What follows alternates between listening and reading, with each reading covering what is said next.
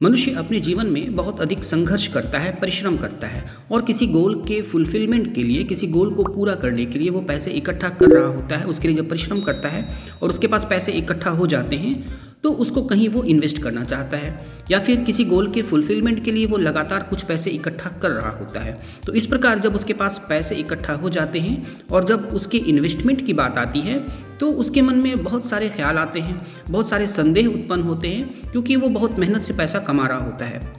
अब उसके मन में जो जो प्रश्न आते हैं उनमें से कुछ कॉमन प्रश्न ये होते हैं कि पैसा हमारे सुरक्षित रहेंगे या नहीं, इसमें हमें रिटर्न कितना मिलेगा, फ्यूचर सिक्योरिटी क्या है, क्या ये फ्रॉड से बचा रहेगा, इसमें टैक्स कितना कटेगा यदि हम पैसे ज़्यादा इकट्ठा करेंगे, ज़्यादा रखते हैं बैंकों में, पोस्ट ऑफिस में, LIC में या म्यूचुअल फंड में या कहीं भी हम जब पैसे रखेंगे तो उसमें मेरा कितना टैक्स डिडक्ट होगा, कितना टैक्स कटेगा। इस तरह के कॉमन प्रश्न उसके दिमाग में चल रहा होता है। तो उसमें जो सबसे पहली बात है सेफ्टी की, या जिसको हम कहें गवर्नमेंट सिक्योरिटी की। एक अलग तरह की सेफ्टी होती है जिसको हम लोग फ्रॉड कहते हैं। वो ऑनलाइन फ्रॉड से LIC हमें किस प्रकार बचाती है उस पर भी डिस्कस करेंगे, लेकिन सबसे पहले गवर्नमेंट सिक्योरिटी की बात करते हैं। हाल ही में अमेरिका में बहुत सारे बैंकों के कोलैप्स होने के कारण भारत में भी इस तरह के संदेह उत्पन्न हुए कि भारत का भी बैंकिंग सेक्टर क्या कोलैप्स करने वाला है। लेकिन आपको यह जानना ज़रूरी है कि भारतीय बैंकिंग सिस्टम या भारत का जो बैंकिंग कानून है, जो लॉ है, वो अमेरिका से बहुत अधिक स्ट्रांग है, मजबूत है, या दूसरे किसी भी देश की तुलना में इंडिया का बैंकिंग रूल्स और बैंकिंग सिस्टम बहुत ज़्यादा स्ट्रांग है। इस कारण यहाँ बैंकिंग सेक्टर के कोलैप्स होने की संभावना बहुत कम रहती है। यहाँ पे DICGC नामक कानून होता है जिसको RBI कंट्रोल करती है, और ये रिफ़ंड का काम करती है। जितनी मनी रिफ़ंड करनी है, अगर किसी कारणवश कोई बैंक दिवालिया होता है तो उस पर RBI अपनी नज़र लगाती है, नज़र रखती है और उस पर कंट्रोल करने का काम करती है, कोशिश करती है कि वो बैंक ना डूबने पाए, और जो यहाँ के रेगुलेटर्स हैं वो बैंक को बचाने का काम करती है। लेकिन फिर भी किसी कारणवश अगर बैंक डूब जाता है या बैंक्स कोलैप्स कर जाता है, कोई भी बैंक, हाल ही में बहुत सारे बैंकों के साथ ऐसा हुआ है, तब DICGC कानून के अंतर्गत उस कस्टमर को 5 लाख रुपए तक ही रिटर्न किए जाते हैं। यदि उसकी डिपॉजिट 5 लाख से कम है तो उसके सारे पैसे रिफंड कर दिए जाते हैं, लेकिन यदि उसकी डिपॉजिट मनी 5 लाख से अधिक होती है उस बैंक में तो फिर उसको केवल 5 लाख रुपये ही रिफंड किए जाते हैं। पहले यह 1 लाख रुपये थी, बाद में गवर्नमेंट ने इस DICGC कानून में संशोधन किया, इस एक्ट में संशोधन किया और 2021 में इसको 5 लाख रुपए कर दिया। तो इस प्रकार से यदि आपके बैंक में बहुत अधिक पैसे हैं, बहुत अधिक आपने वहाँ इन्वेस्टमेंट कर रखा है और वह बैंक अगर डूब जाता है तो वहाँ पर आपको केवल 5 लाख रुपए ही रिटर्न मिलेंगे। हालांकि बैंक डूबने की अवस्था बहुत ही जटिल होती है, बहुत ही लॉन्ग टर्म के बाद ही कोई बैंक डूबती है। सबसे पहले उसको बचाने का प्रयास होता है। हाल ही में IDBI बैंक को बचाने के लिए LIC सामने आई और LIC ने IDBI बैंक में अपनी हिस्सेदारी खरीदकर उसको बचा लिया। तो इस प्रकार गवर्नमेंट के द्वारा संचालित जो रेगुलेटर्स हैं वो बैंकों को बचाने के लिए सामने आती है और उनको बचाने का प्रयास करती है, क्योंकि यदि बैंक डूब जाएं, बैंकिंग सिस्टम यदि कोलैप्स हो जाए तो भारत के इकोनॉमी पर इसका एडवर्स प्रभाव पड़ता है और भारत की इकोनॉमी इससे ध्वस्त हो सकती है। इस कारण जितनी भी रेगुलेटर संस्थाएं हैं भारत में, वो किसी भी बैंकिंग सेक्टर को या इंश्योरेंस सेक्टर को या दूसरे सेक्टर्स को बचाने का काम करती है, उनको कोलैप्स होने नहीं देती है। लेकिन अगर सेफ्टी की बात करें तो यहाँ पर आपको यदि किसी कारणवश कोई बैंक डूबता भी है तो आपको वहाँ पर केवल DICGC कानून के अंतर्गत 5 लाख रुपए ही रिटर्न मिलेंगे। लेकिन आपके पैसे जब LIC में इन्वेस्ट किए हुए हैं, आपने अगर अपना इन्वेस्टमेंट LIC में रखा है तो वहाँ जितनी भी अमाउंट आपने रखी है, जितना भी सम एश्योर्ड और उस पर जितना भी बोनस डिक्लेयर हुआ, यानी कि उसको आप कहें कि जितना भी इंटरेस्ट उसमें ऐड हुआ है, वो सारे सुरक्षित हैं और वो सॉवरेन गारंटी के अंतर्गत आती है। यानी कि गवर्नमेंट की उसमें गारंटी है कि वो सारे पैसे आपको रिफंड किए जाएंगे, 5 लाख, 10 लाख, 20 लाख नहीं, जितना भी इन्वेस्टमेंट है वो सारे इन्वेस्टमेंट आपको रिटर्न होंगे। सॉवरेन गारंटी के बारे में आप बहुत अच्छी तरह से जानते हैं, उसको डिटेल्स में बताने की आवश्यकता नहीं है। तो गवर्नमेंट की तरफ से सॉवरेन गारंटी है कि जितनी भी अमाउंट आपकी डिपॉजिट है LIC में, वो सारे और उस पर जितना इंटरेस्ट डिक्लेयर हो चुका है वो सब आपका सुरक्षित है और वो आपको अवश्य मिलेगा। तो इस प्रकार से सुरक्षा के मामले में यदि आप देखें तो बैंक की तुलना में LIC बहुत अधिक सुरक्षित है और आप अपने सारे पैसे को आंख बंद करके LIC में इन्वेस्ट कर सकते हैं। RD के रूप में आप यहाँ पे एंडोमेंट प्लान्स ले सकते हैं, कुछ पैसे लगातार इन्वेस्ट करें अपने गोल के लिए, या फिर आप FD कर सकते हैं 10 वर्ष 20 वर्ष के लिए। यहाँ पर यूलिप प्लान्स भी हैं उनमें आप पैसे रख सकते हैं जो आप 5 वर्षों के बाद विड्रॉ कर सकते हैं। और शेयर मार्केट के हिसाब से उसमें उनमें ग्रोथ होती है, मार्केट के हिसाब से उनमें ग्रोथ होती है। और यूलिप प्लान्स जो है वो इन्फ्लेशन यानी कि महंगाई को बीट करने का भी काम करती है, यानी कि महंगाई की तुलना में वहाँ पर ग्रोथ अधिक होती है। तो इस प्रकार से आप LIC में आंखें बंद कर इन्वेस्टमेंट कर सकते हैं, यहाँ सारे पैसे आपके सुरक्षित होते हैं। LIC में आप पेंशन प्लान्स भी ले सकते हैं, 50 लाख 1 करोड़ जो भी आप पेंशन प्लान के रूप में एक बार रख देते हैं, उसके बाद जो आपके लिए जो पेंशन चालू होती है, जो पेंशन स्टार्ट होती है, लाइफ टाइम आपको वही पेंशन मिलेगी, उसमें किस तरह की कोई कमी नहीं होती। ये भी एक सुरक्षित इन्वेस्टमेंट है। तो इस प्रकार से आप LIC में आराम से इन्वेस्ट कर सकते हैं। तो सुरक्षा के मामले में LIC दूसरे इंस्ट्रूमेंट की तुलना में बहुत अधिक बेटर है। अब नेक्स्ट जो इसमें आपको बेनिफिट मिलती है वो इंश्योरेंस की होती है। दूसरे सेक्टर्स में जब आप इन्वेस्टमेंट करते हैं तो आपको इंश्योरेंस नहीं मिलती, लेकिन जब आप LIC में पैसे इन्वेस्ट करते हैं तो उसी तुलना में, उसी परिमाण में, अलग अलग प्लान्स के हिसाब के आपको इंश्योरेंस कवरेज दी जाती है। नेक्स्ट बात करते हैं रिटर्न की।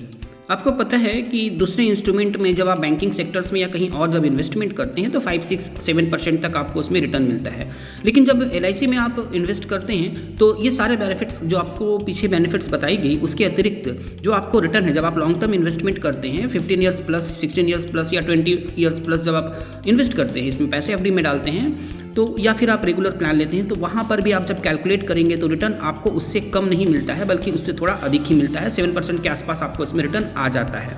तो इस प्रकार से रिटर्न के मामले में भी ये दूसरे इंस्ट्रूमेंट्स की तुलना में बेटर है। अब नेक्स्ट बात करते हैं फ्रॉड से सुरक्षा। आपको पता है कि आजकल ऑनलाइन फ्रॉड बहुत अधिक हो रहे हैं। पहले बहुत सारे तरीके से फ्रॉड होते थे, लोगों से OTP मांगी जाती थी या फिर उनको पैसे सेंड करने के लिए एक मैसेज भेजा जाता था, तो वहाँ पे रिसीव के स्थान पर सेंड हो जाता था। तो इस तरह से लोग तरह तरह से फ्रॉड करके, ऑनलाइन फ्रॉड करके लोगों से पैसे ठग लिया करते थे। लेकिन आजकल नए नए टेक्निक्स के द्वारा फ्रॉड हो रहे हैं, सिम स्वैपिंग के द्वारा फ्रॉड हो रहे हैं, आधार क्लोनिंग करके फ्रॉड हो रहे हैं। ऑनलाइन फ्रॉड आपके आधार का क्लोन बनाकर फिर उसको जो स्वैप मशीन होती है वहाँ पर डालकर उसको टच करके वहाँ से पैसे विड्रॉ कर लिए जाते हैं।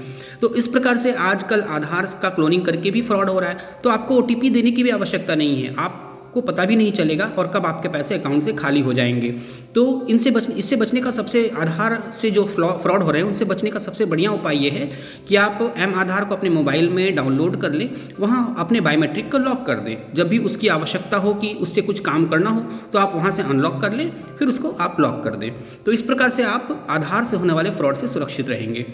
चलिए आते हैं अपने टॉपिक पर। तो इस प्रकार से ऑनलाइन फ्रॉड बहुत अधिक हो रहे हैं और बैंक में यदि आपके पैसे हैं तो ऑनलाइन फ्रॉड के द्वारा वो बैंक खाली हो सकता है।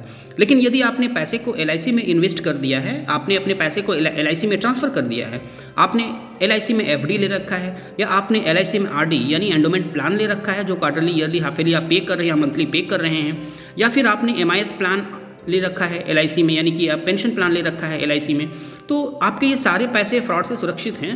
यहाँ पे फ्रॉड होने की संभावना बहुत कम रहती है और बहुत ही जो मूर्ख व्यक्ति होता है उसी का फ्रॉड के द्वारा यहाँ पैसे विड्रॉ हो सकते हैं, वरना LIC में आपके सारे पैसे सुरक्षित हैं। यहाँ ऑनलाइन फ्रॉड होने की संभावना बिल्कुल ही नहीं के बराबर होती है।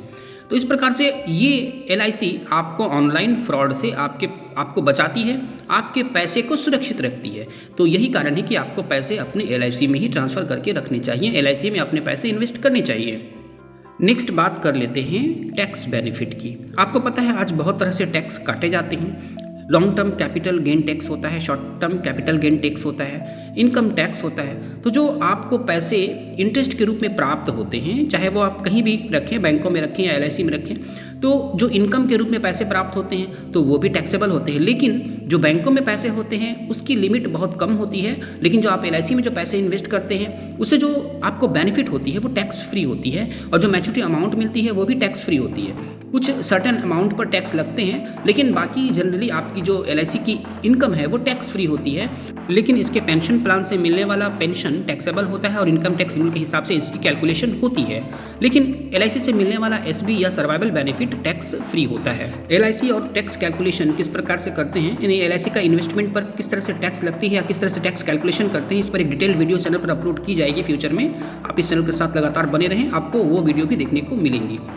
नेक्स्ट बहुत इंपॉर्टेंट टॉपिक पर बात करते हैं, वो है 15G एंड 15H। आपको पता है कि जब भी कोई एफडी बैंक में रखता है या वन टाइम इन्वेस्टमेंट बैंक में करता है तो उसको प्रत्येक वर्ष 15G और 15H एक फॉर्म है वो भरना पड़ता है। जिसकी भी उम्र 60 से कम है उसको 15G फॉर्म भरना पड़ता है, और जिसकी उम्र 60 या उससे अधिक होती है उसको 15H फॉर्म भरना पड़ता है।